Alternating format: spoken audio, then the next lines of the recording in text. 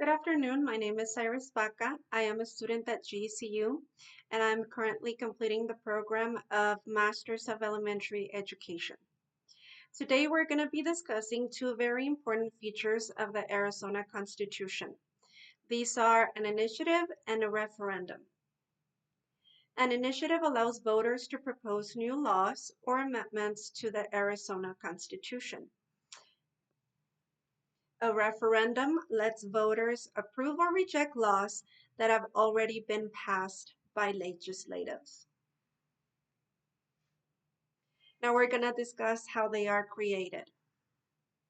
The person or organization proposing the initiative must submit a petition signed by 10% of the gubernatorial votes. Now, what is that? It's the total amount of ballots submitted during the most recent governor elections. So for statutory changes is that 10% of the votes, and for amendments it's going to be 15% of the gubernatorial votes. For a referendum, the process is going to be very similar, except it requires 5% of the vote, as we can see here. Now we are going to compare and contrast these tools. The purpose of an initiative is to create new laws or constitutional amendments, and the purpose of a referendum is to approve or veto laws already passed.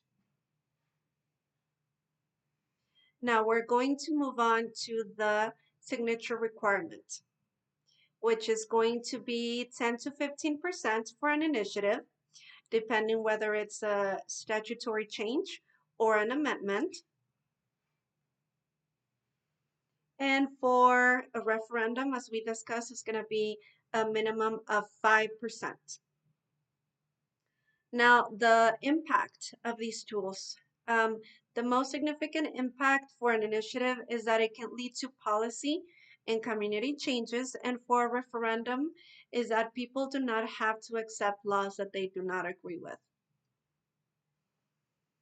For the pros and cons, initiatives and referendums give voters legislative power, allow them to hold representatives accountable, prevent the public from being dependent on public officials to achieve change, and they limit special interest involvement in politics.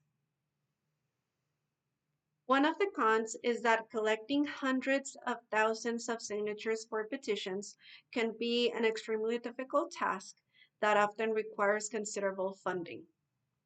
Also, technicalities like confusing ballot language or procedural mistakes can endanger the approval of an initiative or referendum. Lastly, we're going to discuss how they support direct democracy. Initiatives and referendums give people the power to bypass elected officials regarding laws. They regulate government power and third parties to limit corruption and facilitate transparency and duty. It's almost like a more open and straightforward form of checks and balances for the Arizona State Constitution. That is all for me. Thank you very much for listening to my presentation.